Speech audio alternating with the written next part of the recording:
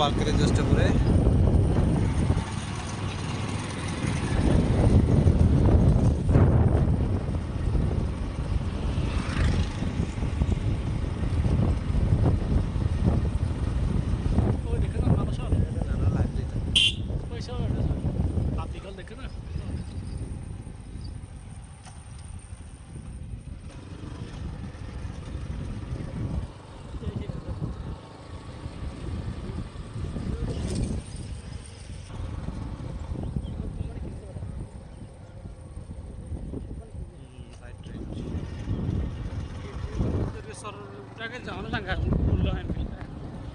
বান্দরবন যেতে এরকম এদারা দুজন আর এডাল বেশি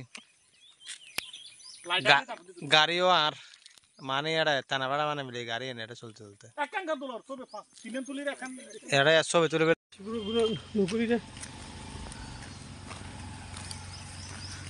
আপনার কে এদিকে ছবি তুল।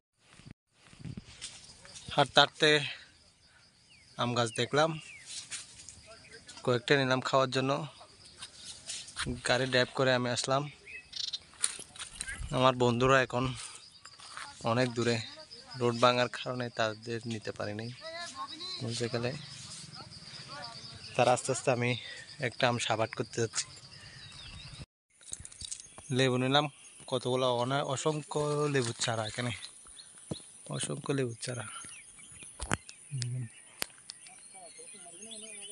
লেবু গাছ পুরো পাহাড় জুড়ে লেবু।